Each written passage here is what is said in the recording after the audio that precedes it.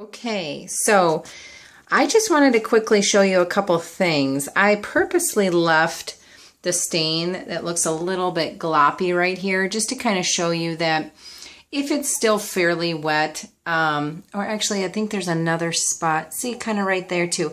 If it's still fairly dry, what you can try to do, and don't panic, if you find something after you're done with your project, you can always sand it out and redo it. But what I do is just kind of take that wet sponge brush.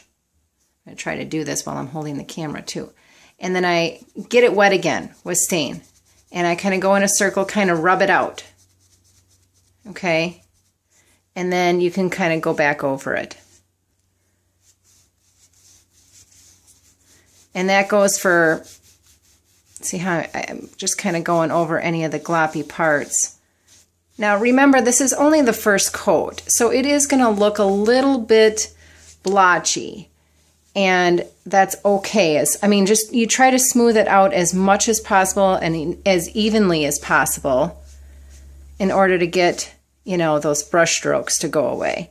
And if in the process while you're doing that, you get kind of some, and you can't even out your stain, usually it means you have too much stain in your brush, and I would try to remove that stain by just doing this. Let me try to go down to my can, and you just kind of get the stain out by just squeegeeing that sponge a little bit, okay?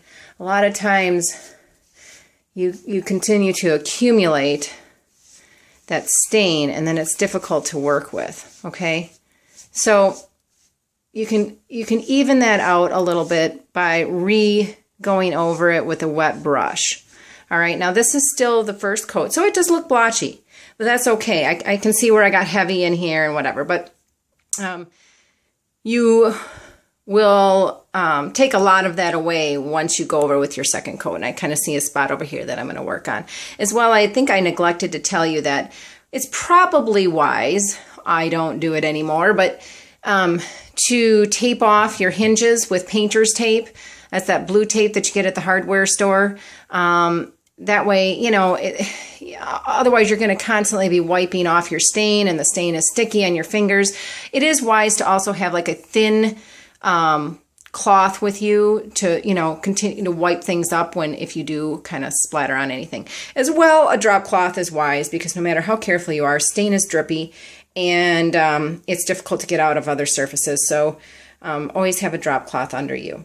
All right, well, I'm going to continue with the project, and I will continue to update you on some tips.